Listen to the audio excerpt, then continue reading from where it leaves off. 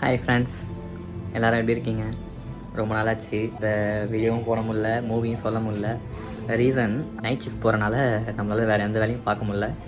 இந்த வீக் வந்து எனக்கு 3 days லீவ். அதாவது மண்டே வந்து யூஎஸ் ஹாலிடே, அங்கே லேபர் டேன்னு நினைக்கிறேன்.